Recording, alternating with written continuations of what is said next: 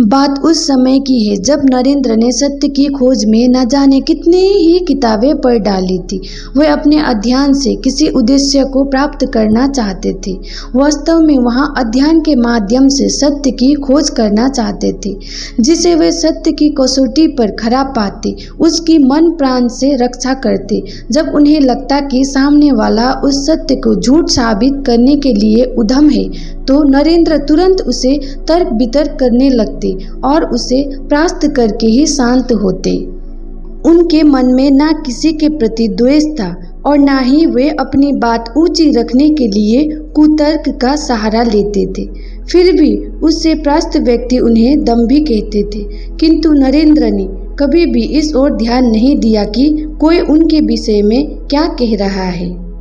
उनके स्वभाव से परिचित छात्र उनका बहुत आदर करते थे। जनरल असेवाली कॉलेज के अध्यक्ष विलियम हेस्टी बहुत सज्जन व्यक्ति थे। वहाँ बड़े विद्वान कवि और दार्शनिक भी थे। नरेंद्र अपने कुछ प्रतिभाशाली साथियों के साथ नियमित रूप से उनके पास जाकर दर्शन शास्त्र का अध्ययन किया करता था। हेस्टी साहब नरेंद्र की बहुमुखी प्रतिभा की बहुत प्रशंसा करते थे। एक बार नरेंद्र ने जब कॉलेज के दार्शनिक क्लब में किसी मत विषय का सूक्ष्म विश्लेषण किया, तो हेस्टी साहब ने प्रसन्न होकर कहा, नरेंद्र दर्शन शास्त्र का अति उत्तम छात्र है। जर्मनी और इंग्लैंड में तमाम विश्वविद्यालयों में एक भी ऐसा छात्र नहीं है जो इसके समान मेधावी हो। नरेंद्र की जिज्ञासा उनकी बढ़ती आयु और अध्ययन के अनुपात में तीव्र होती जा रही थी। वह जानना चाहते थे कि मानव जीवन का उद्देश्य क्या है। क्या वास्तव में इस जड़ जगत को संचालित करने वाली कोई सर्वशक्तिमान ईश्वरीय सत्ता है? ऐसे अनगिनती प्रश्नों के उत्तर खोजने की चेष्टा में उनका मन उलझा रहता।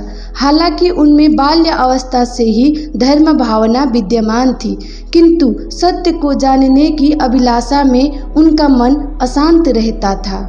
पाश्चात्य विज्ञान तथा दर्शन शास्त्र का अध्ययन उनके मन में संदेह उत्पन्न करता था। जब भी वहाँ किसी धर्म प्रचारक को ईश्वर के विषय में उपदेश देते हुए सुनते, तो वहाँ तुरंत पूछते, महाशय क्या आपने ईश्वर के दर्शन किए हैं? सकारात्मक अथवा नकारात्मक उत्तर देने के स्थान पर धर्म प्रचारक अपने उपदेशों के माध्यम से उन्हें संतुष्ट करने का प्रयास करते, किंतु नरेंद्र इन सांप्रदायिक बातों को सुन सुनकर विरक्त हो चुके थे। अपने प्रश्नों का उन्हें किसी से सत्य की कसौटी पर सही उत्तर नहीं मिलता था। नरेंद्र की अपने पिता से विरासत में मिली आलोचना प्रवृत्ति पर पाश्चात्य विचारों का प्रभाव बढ़ गया था। इसी कारण नरेंद्र को आध्यात्मिक शांति प्राप्त नहीं हो पा रही थी।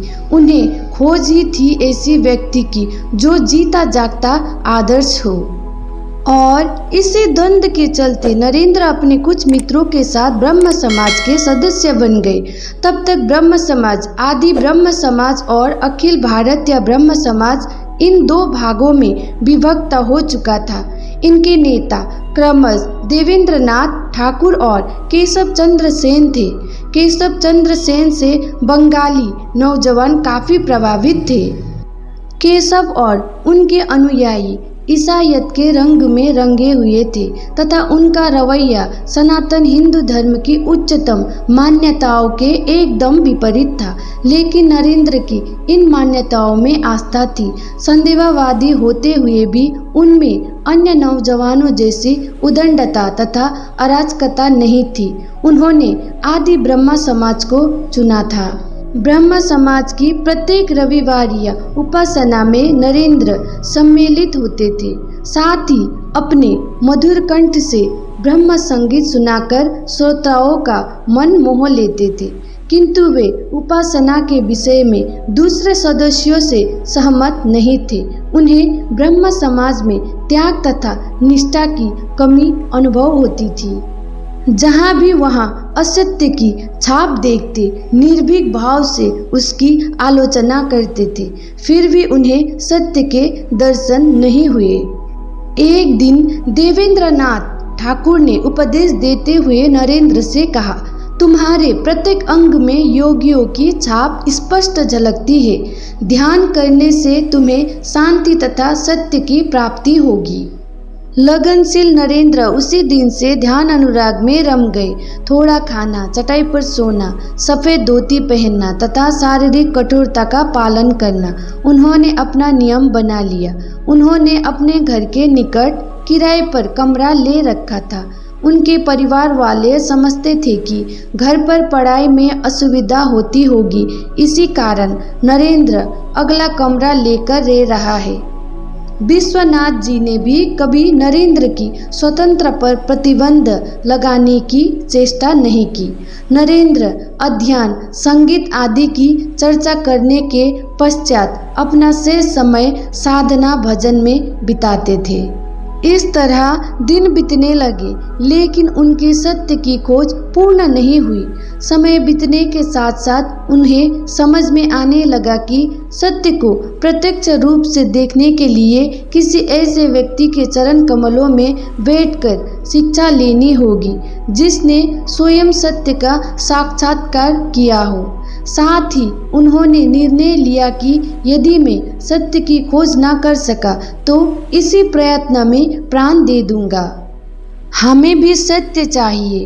परमात्मा से एक होना है, ब्रह्म साथ एक होना है तो इसी भांति प्रयत्न करना होगा। हर हाल में प्रयत्न को जारी रखना होगा। उन्हें सच्चा गुरु भी मिला और ज्ञान भी। हम भी ऐसे प्रयत्न करने से हमें भी गुरु ज्ञान अवश्य मिलेगा। गुरु भी मिल सकता है और ज्ञान भी। हमें भी सत्य को पाना है तो, परमात्मा को पाना है तो, ब्रह्म साथ एक होना है तो इसी भांति प्रयास करते रहना चाहिए। उन्हें गुरु भी मिला और ज्ञान भी, सत्य भी, जिसे आज हम स्वामी विवेकानंद के नाम से जानते हैं। रामकृष्ण परमहंस इनके गुरु थे।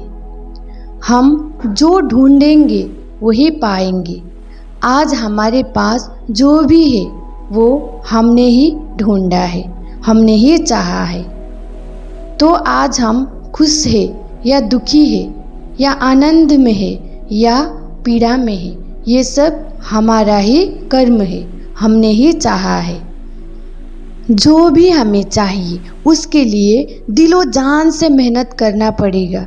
प्राण भी देना पड़े तो दे दे, इतना मेहनत करना पड़ेगा। थोड़ा करके थक जाए, रुक जाए तो पूरा जीवन ही आधा अधूरा ही रहेगा। पूर्णता का कोई पता ही नहीं चलेगा। जिसके लिए हम पूर्ण प्रयास करेंगे वो हमें अवश्य ही मिलेगा।